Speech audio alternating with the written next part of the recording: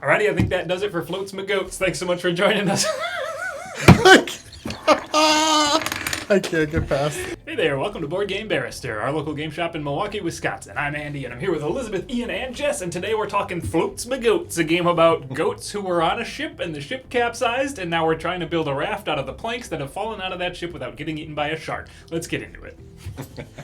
Welcome to Floats McGoats, a game where our goat ship has capsized and we're trying to get our goats back up onto the safety of the raft we're all building. We're going to get started by putting the game board out in the middle of the table. Our raft begins with these two anchor sticks. Everyone's going to choose a color of goat they want to play as and take 6 mama goats in that color and 1 baby goat a little bit smaller. And then we're ready to get started. The youngest kid at the table, get it, kid, is going to be our first player, and on each of your turns you can do one of two things. You can either add a goat onto the raft. To do that, you just place one of your goats on any empty spot that is touching a stick and does not already have a goat in it. When you take this action, you can place a mama or your baby, and that ends your turn. When a goat is on the board and is touching a stick, it's considered a raft goat. Or instead of placing a goat, you can roll the die. This is a 12-sided die with a bunch of different actions on its faces, and when you roll it, you're gonna take the action that comes up. So let's talk about all those different actions you might find. The first and most common roll is this add a stick action. When you get that roll, you're gonna grab a stick from the supply, and you're gonna add it to any spot along one of these triangles that's connected at its corner to another stick and doesn't already have a stick in it. These sticks are two-sided, and whenever you add a new stick, you're gonna add it with the light side facing up. The light side is vulnerable to being moved out of that space on future turns, but our anchor sticks and dark side up sticks cannot be moved. Speaking of moving sticks, that's the next action you're gonna see on your die. This roll means move any 2 sticks to new positions. Most of the stick moves and placement you're going to be making are in an attempt to get your goats surrounded by sticks on all 3 sides, because that's how they're going to score you points and also takes them one step closer to be permanently locked in and safe. And at the end of any stick move, if there are goats who are not touching a stick on any of their 3 sides, then they get sent back out to sea and back into that player's supply. Next up on our action die is this symbol, which means you can move any 1 stick or add 1 stick, using the same rules we already talked about. Here we have a very important action. This one is flip a stick. When you take the flip a stick action, you're going to flip any stick currently on the board from its light side to its dark side, which makes that stick an anchor stick that cannot be moved. Next up is Goat Love. Goat Love means you're gonna stack some goats. When you roll this, you're gonna choose any raft goat you have on the table and you're gonna move it into the same spot as another raft goat of yours. And when you do this, you stack one on top of the other. You can only stack goats once, so a stack of 2 is the biggest you can get. You can stack 2 mamas or a baby on top of a mama. And a goat stack combines the points that each goat in that stack is worth. Next up is the Goat Fight. And a goat fight means you're going to choose one of your goats to swap positions with one of your opponent's goats. A mama goat can only fight another mama goat, a baby can only fight another baby, and a goat stack can fight anything except for just a lone baby. So this stack could fight with another stack, it could fight a mama, but it could not fight with just this baby. And the last roll on that die is the shark. When you roll the shark, you get to pick any goat or goat stack on the entire board and remove it from the board, replacing it with the shark. So that's what makes goat stacks kind of risky, is that a single roll of that shark could remove both of these goats from the board. After our first shark roll, when our shark fin is permanently on the board, no goat can occupy this spot where the fin is, but the next time the shark is rolled, it's going to move to a different location on the board, and the player who rolled it can move one of their raft goats into the spot it had occupied previously.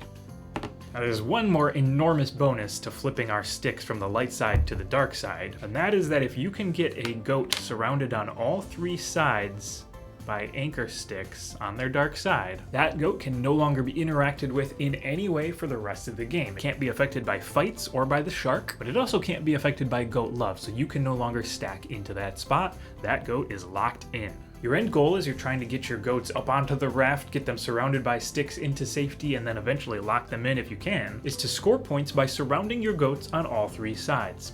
At all times, every goat on the board that is surrounded on at least 3 sides is scoring points for its owner. Mama goats are worth 1 point, baby goats are worth 2 points, and a stack is worth the combined value of the 2 goats in it. So a stack of 2 mamas is worth 2 points, and a stack with a mama and a baby is worth 3 points. The game ends as soon as any player at the table has 5 points on the board. That's gonna be the end. We got our winner. So Floats McGoats is... Make goats. So, Floats McGoats is one of my favorite games that I've played in a long time. I think it's super cute.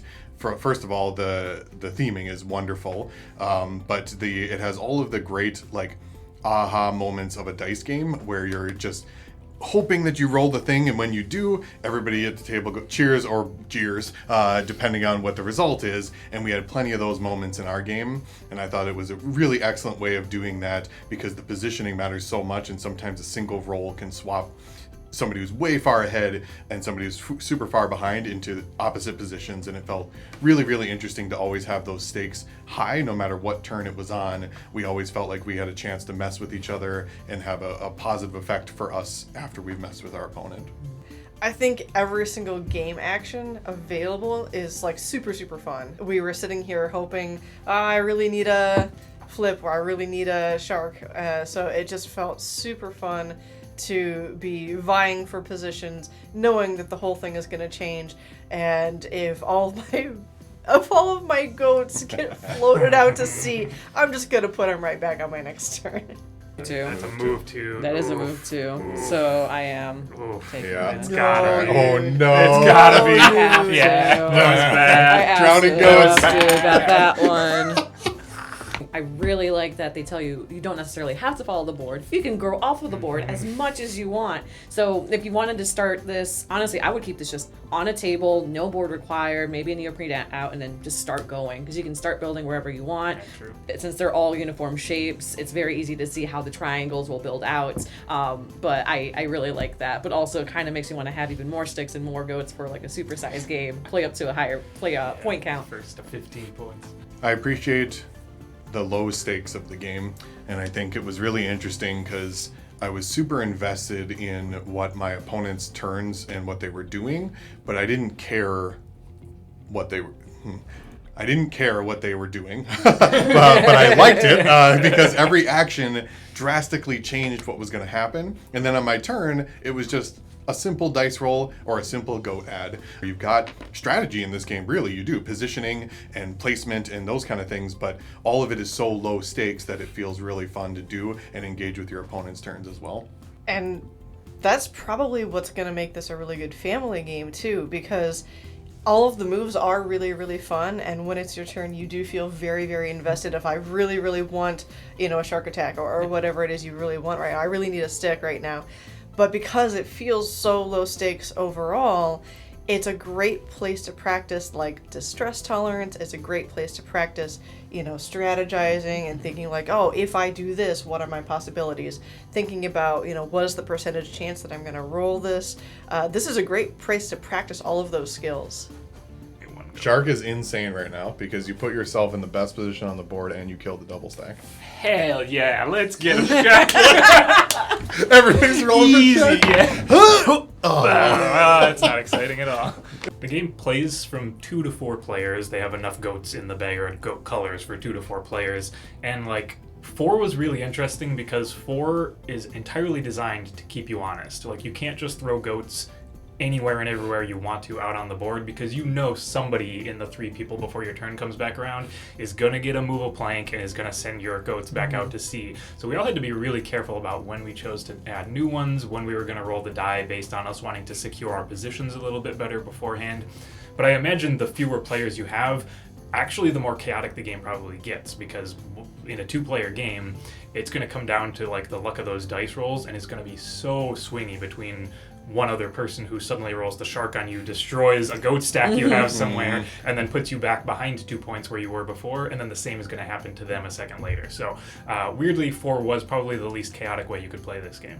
And can we just talk about how cute it is to stack these goats on top of each other? Yeah. Yes, please. Yeah. The stupid stuff you get to say the entire game. They baked so much stupid stuff into the game in the most delightful way. From the title, to saying goat love when the goats stack, to having goat fights, but only babies can fight babies, and babies can't fight mama goats, and goat stacks can fight any. It's crazy. My goat.